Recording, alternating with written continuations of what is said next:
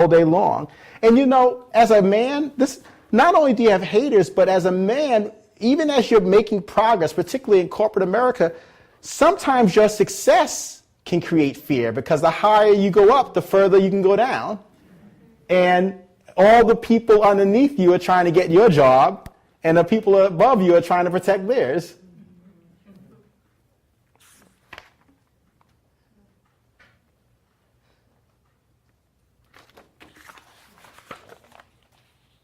Look at the next season, verse 11 is the next season I want to highlight. It's inevitable. These are the things that happen. Things change, but we're not always prepared for it. And I'm just simply going to call this one, no longer having the recognition of the world you once had. Man, you see this with ex-athletes. You see this with ex-businessmen. See, every man wants to be somebody's hero.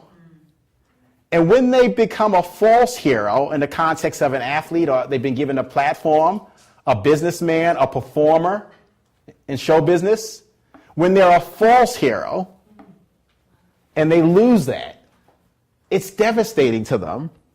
Look at this. He says, my days are like a shadow that lengthens. What's a shadow that lengthens? And I wither away like grass, but you, O Lord, shall endure forever. And the remembrance of your name to all generations. It's almost like he's comparing himself. He's like, God, you're God, and you'll be God forever. But I get my moment in the sun. I get my props for a season. I get worldly. And then all of a sudden, I hit a point where, or to use, like in modeling, they say models are now old at like 26. You know, like, oh, she's old. She's 25. It's like the shelf life. And they hit this point where their platform shifts. And how do you do that when you don't get the same recognition?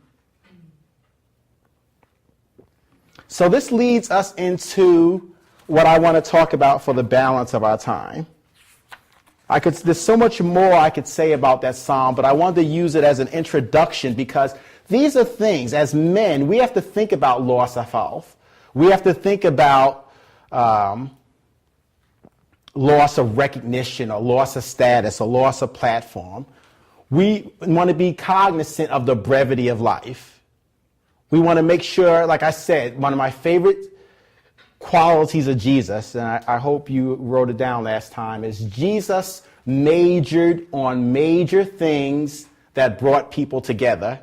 He didn't major on minor things that divided.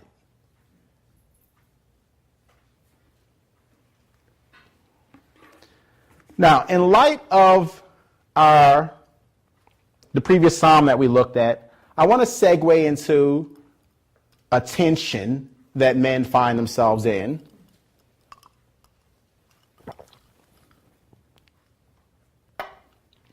And you have to learn how to manage them both. That psalm was a perfect precursor for what I'm about to say. But it's simply this. Men find themselves throughout their lifetime vacillating in a tension between two pivotal points. The first point is the intoxication of success. That's the high point. The low point is the devastation of insignificance. The intoxication of success and the devastation of insignificance. Success can be intoxicating. I worked on Wall Street. It was almost like the trading floor was the playing field for the senior managers. And the secretaries were their cheerleaders.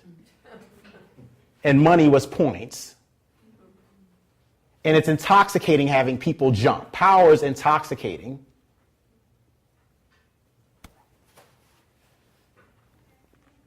The intoxication of success, where everything you touch turns to gold. Sometimes it happens in high school with sports, college, a career. The intoxication of success, everything with your family is going fine. Your wedding's going fine. It seems like your children are obeying you. You're making progress at work. It seems like life is linear, or there are plateaus and you're going up step by step by step. That's how we envision life. See, I didn't mention this, but most of us, we unconsciously expect to have a continuous step, almost like steps of increasing progress. And then we're okay if we take one step back. But life doesn't work like that. There's seed, time, and harvest.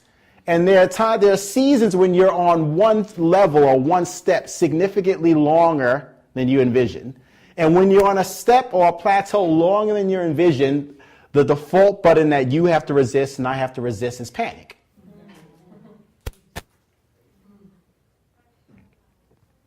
We have this embedded assumption that our progress is going to be linear,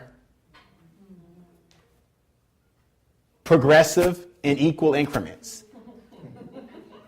And if I'm here this quarter, well, then I got to be here next quarter. Why? Because 90 days have passed. If I'm here at age 25, well, I got to be here at age 35. Why? 10 years went by. But life doesn't quite work that way. Success can be intoxicating. But then there's something else that a man has to learn how to deal with, particularly when he's experienced the intoxication of success. And that's the devastation of insignificance, where it seems like time is passing you by. Where on a daily basis you're asking yourself, does this really matter? Is my life counting for something? I just had a good talk with a buddy of mine. He went to Brown undergrad, Harvard Law School, and he left law to practice legal comedy. And he's one of the funniest brothers that you'll ever meet. Just a bright guy, great sense of humor. But the Lord he's been listening to our teachings, and the Lord's really been working on his heart, and he's trying to figure out ways to incorporate the gospel in some of his speeches.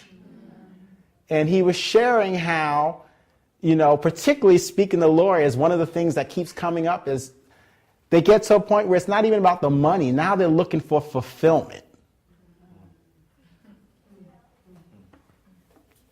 They're looking for, as we've called it in this series, a transcendent cause.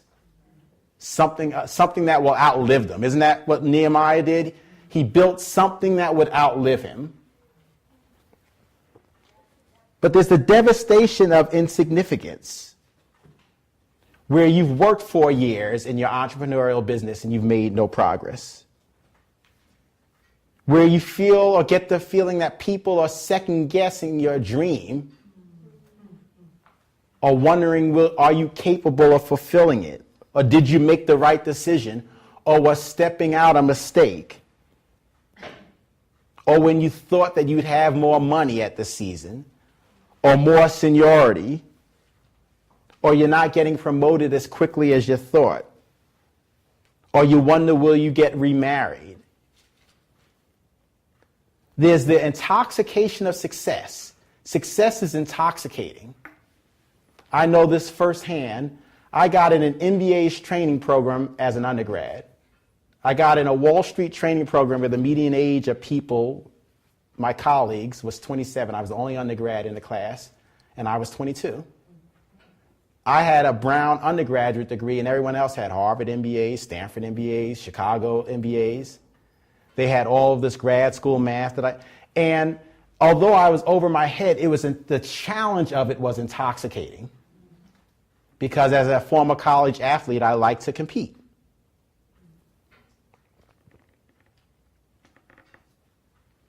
But I've also experienced seasons where it seems like the devastation of insignificance, where you're working hard and it doesn't seem to be progress. Or you take one step forward and two steps back. Or like the man in the Psalm, you're wondering if people are questioning decisions you made. Was it worth leaving your job? Was it worth leaving the cushy job? Was it worth the path that you've chosen and you deal with the devastation of insignificance because you may not feel like you're somebody's hero, or you may not feel like you're making the progress that you thought you'd make, or you're not as far along. But you have to learn how to manage those two extremes.